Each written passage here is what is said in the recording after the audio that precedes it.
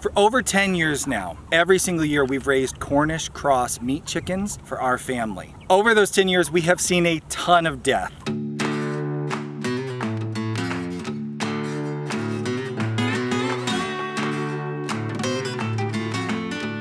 These birds die in all sorts of crazy ways.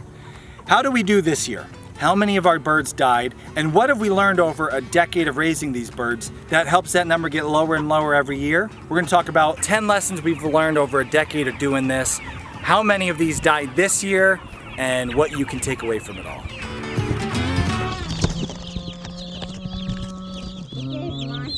Cornish crosses are at their most vulnerable as chicks. For years, we ordered our Cornish crosses early in the year because we wanted to be done early in the summer. We didn't want to have chickens to take care of in the peak summer like we do right now. But that's when they're most susceptible to the cold. This tip will depend a lot on where you live, whether or not it applies to you, but if you are in a place that gets cold, like the Northeast, wait till later in the season to get your chickens. When your Cornish Cross chicks arrive, we got ours this year at the end of May. If things go bad, if a light blows out in the brooder, it's 80 degrees outside. If you order them in March, it could be 40 degrees outside. We had 0 chicks die this year from cold incidents, whereas in years previous, we've suffered as much as half of our chicks dying from a light going out, the power getting knocked out in the middle of cold months, freak cold snaps late in April, all kinds of issues. So just wait to get them. If you live in a place that doesn't get too cold, but maybe in the summer gets really, really hot, then you're gonna wanna reverse this. Get your chicks early in their year because extreme heat can kill very big birds. Ours don't have that problem, but if you live down in the south, you'll wanna get your birds. So basically the lesson is get your chickens, depending on where you live, in the best season, which is the month where it is most likely to be about 80 degrees. Another reason why we've seen over the years a lot of Cornish crosses die is equipment related issues, and very specifically water. We really like using nipple waterers. They cut down on the mess inside of your brooder, and they allow you to keep the water for your chicks very, very clean. However, there are some chicks that just don't know how to use them, they never learn. And there are other times where it gets really hot, maybe you have a freakish heat wave, and the little sip they get from the nipple is just not enough. So while we do still use nipple waterers as a way to make sure there is always water available, we always make sure in the brooder that there are some bell waterers. Now up in our chicken tractors, the bell waterers do not work very well. So we're gonna go up into the field and we'll show you what we do for water up in the chicken tractors at a later point in this video. So how many Cornish crosses died this year as a result of water related issues in the brooder? 0.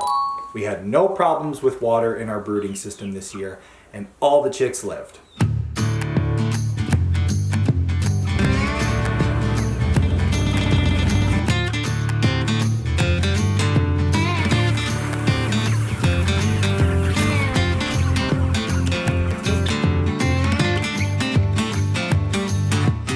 Once your birds get out on pasture, it's really important that you have a good water setup for them.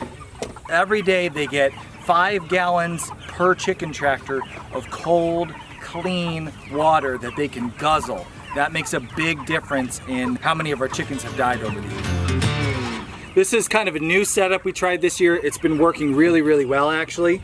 We take a big cooler and we fill it with really cold water.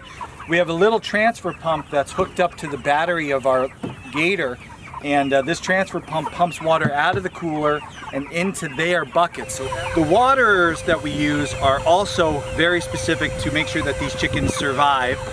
We have drinker cups in the bottom so the chickens can get a really good gulp of water. On these hot days, the chickens get a really refreshing drink of water and it keeps them really healthy. That makes a big difference in how many of our chickens have died over the years. Another reason you'll see Cornish crosses die a lot is if you don't give them the proper feed.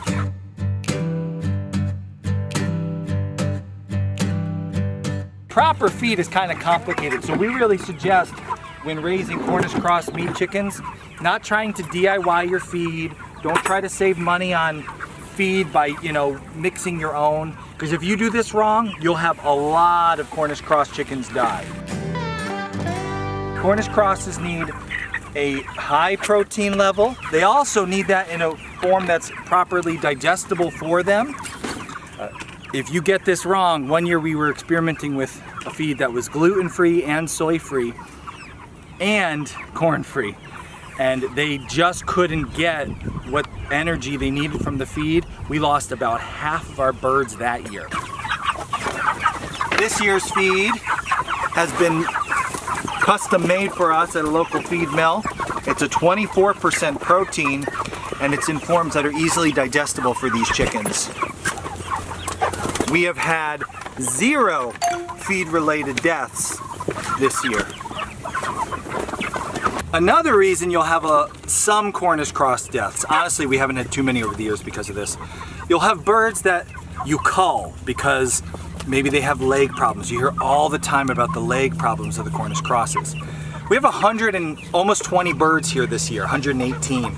We had one bird with all those that had a leg problem, and this is that bird right here.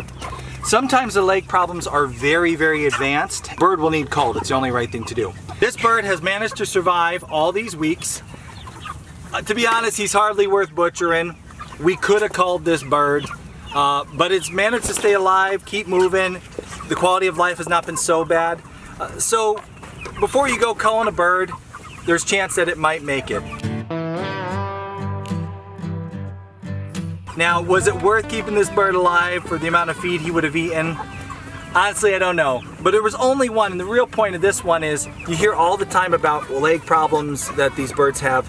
1 out of 120 is not a bad rate of cull birds, even if we were to have culled this bird, which we didn't have to. And he gets around okay. Another reason you'll hear all the time, Cornish Crosses, they die because of heart attacks, heart issues. We've seen our fair share of heart issues over the years. One of the tricks we have found is not feeding the birds overnight.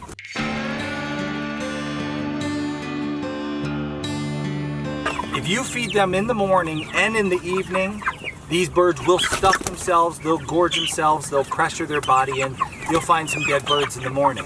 We have found that only feeding in the morning keeps these birds a little bit slimmer, trimmer, a little bit more fit to survive the growth that they go through in this 8-week period. They still get to be a very nice sized bird. You can see, I mean, these roosters, this one here is pleasantly plump, but they grow just fine without evening feed, and we have this year experienced 0 heart attacks. This number's looking pretty good so far. Another reason over the years we've lost a lot of Cornish Cross chickens is because of predators. Cornish Crosses become a big fat chicken. They don't move very quickly and they don't have the best survival skills. This is a bird that's been raised in captivity for decades. They're not used to predators. So to be honest, they're easy prey for predators, which means your infrastructure has got to baby them. And here I have a couple tips for you. The first is raise your Cornish Crosses in a John SUSCOVICH chicken tractor.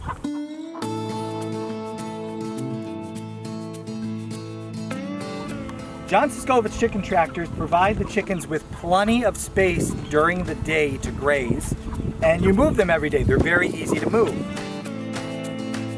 Down here we have hardware cloth, which no predator can get its fingers through. Up here we have chicken wire, which, although a raccoon can get its fingers through chicken wire, there's no Cornish Cross anywhere near to be grabbed. And down at the bottom there is a little crack, but part of the SUSCOVICH design, you can take your wheels off, and when you pop the wheels off, that eliminates the crack. If you do have a little bit of a ditch like this, you can always just drag your chicken tractor forward 2 inches and you'll eliminate that ditch. But we don't even have to worry about that because there's 2 more pieces to our anti-predator puzzle that keep our birds alive.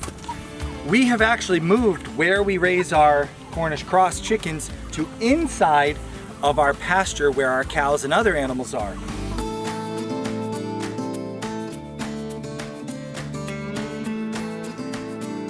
This is a high tensile electric fence that we built with our friends at Kenco Farm Fencing. I'll have a link below.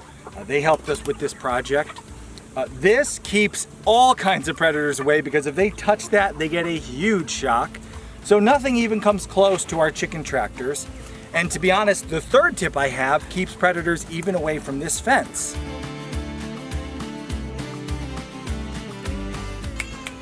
There we go.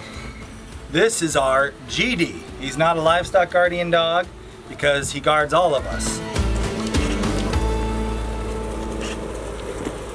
As soon as the sun goes down and it cools off, he starts wandering the property looking for anything that doesn't belong here.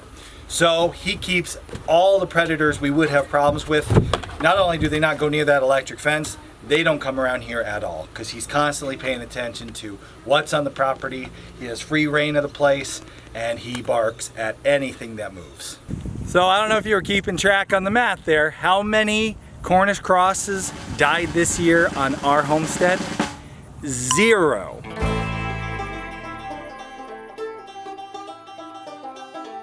We had a perfect year.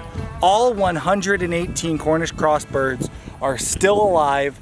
We filmed that entire video, we edited it. I'm out here doing the last chores for the evening, and of course, I think I jinxed myself, we had 1 chicken die. So 1 was almost perfect. I had to go and open my dumb mouth on YouTube and say it was a perfect year.